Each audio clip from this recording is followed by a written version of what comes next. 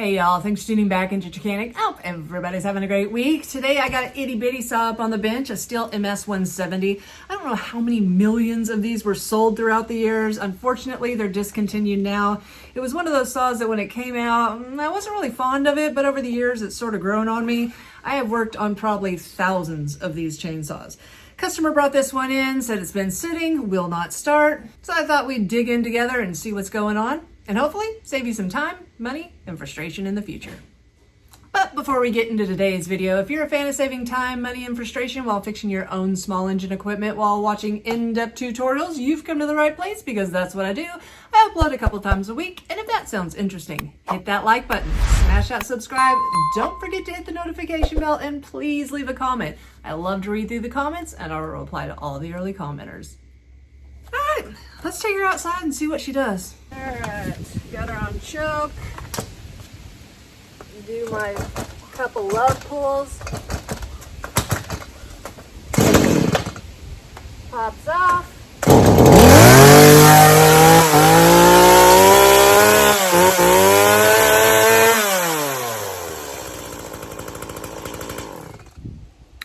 Well, Quinn, if you're watching this video, you just needed to pull it one more time. But we're still gonna check it out and make sure everything's okay. Let's go ahead and check his fuel. I don't see any water in it. Let's give it the smell test. That smells good. Ooh, but check out what I just found. I'm gonna put the cap back on here. Tighten it down. You hear that? Did you hear that? That doesn't sound good. Let's look in here. Oh, that fuel line is leaking like a sieve. All right, so this video went from a won't start to a leaky fuel line. I mean, at least we're gonna learn something, right? First, let's go ahead and clean her off.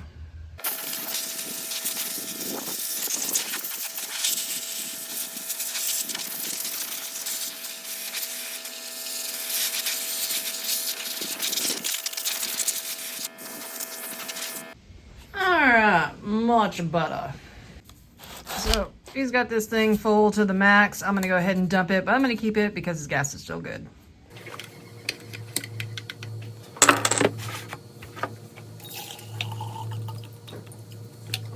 Next, we're gonna want to remove the air filter base, and it's held on with two 8mm nuts.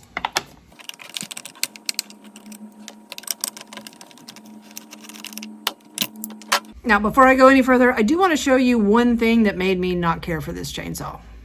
You'll notice anything missing? How about a high adjustment or a throttle adjustment? They didn't have one. They just had a low.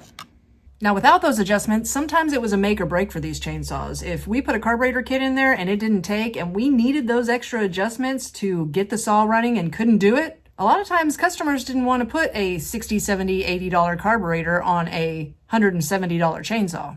Thankfully today, I think they're a little cheaper, and also you can get an aftermarket from HIPAA that's probably pretty good that comes with all three adjustments. Next, let's get this carburetor out of the way.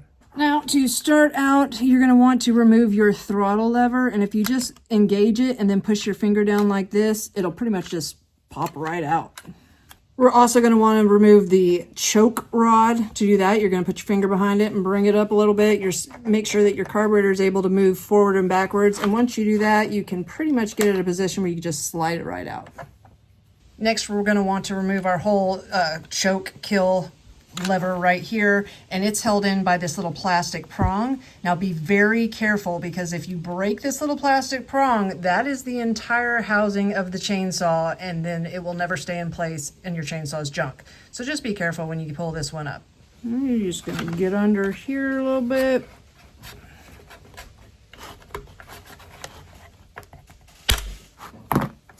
Pop it up like that, and then it pulls out to the left this way. You can go ahead and leave it attached to our kill wire there. That's not a big deal, and just move it out of the way. Now we're going to go ahead and take our fuel line off. And we can remove the carburetor. Now, with this big piece of rubber right here, we do want to come up with the fuel line, so I'm going to go ahead and take the fuel filter off. Pull out my long hammer stretch here. See if we can, there we go. Get this fuel filter out.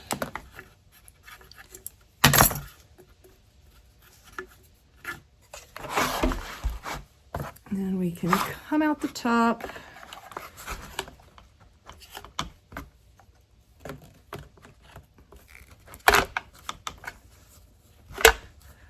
With this swollen fuel line. Other than that, Stihl makes really good fuel lines. Don't have to replace them that often, but yeah, these grommets do get harder where they go through the housing and start to leak.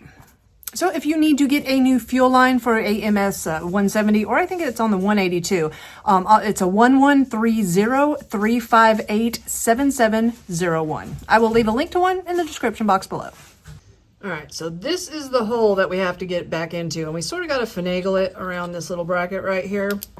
Whenever we go back in, this is pointing to the left. This goes towards your carburetor, and that way your fuel filter is sitting towards the front bottom of your tank. So we go ahead,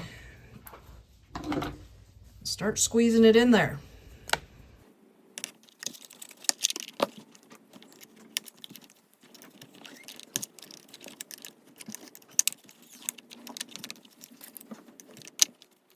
And you're just going to want to push it down in slowly. Be careful of that bracket. Because it doesn't want to go in straight because that little bracket's in the way. Alright, I think we've got it mostly there. Once you got it sort of stuck in there, I want to put a little grease just around the edge, make it a little bit easier. Now, once you've got it started into your tank, you come around the bottom like that.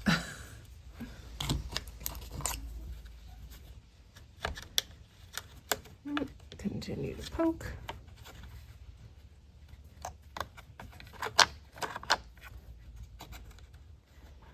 Get it underneath there.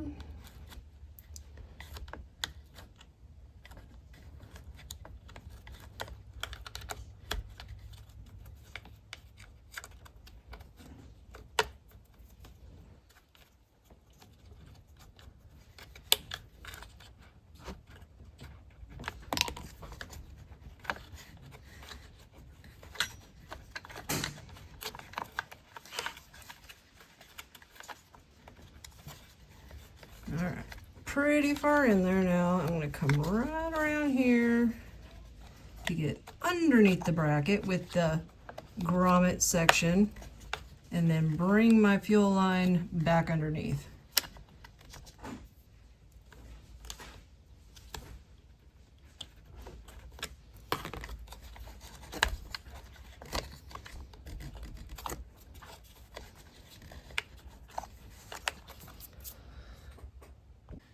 Once you're to this part, the grommet part has not gone through the housing. Now I'm going to take my pliers, I'm going to grab it from the inside, and I don't want to pull real hard because you will break your fuel line, but I want to give it some tension. See, I can get it to go down a little bit, but I want to help it as it goes. And sometimes it'll pop right in.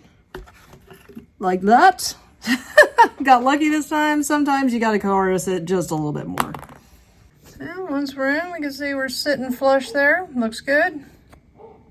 Go ahead and pop our fuel filter back on.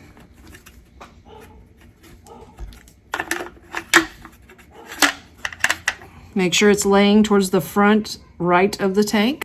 Just like that. Now I can pop it all back together just the same way that I took it apart.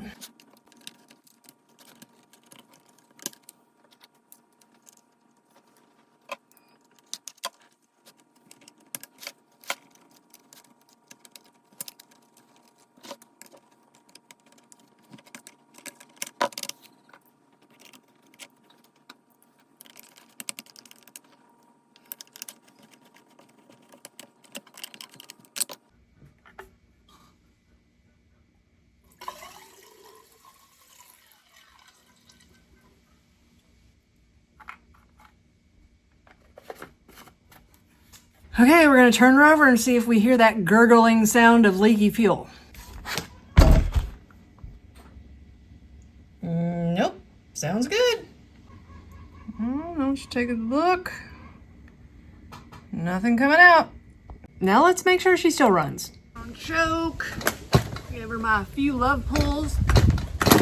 Oh, she already wants to start. Pops off.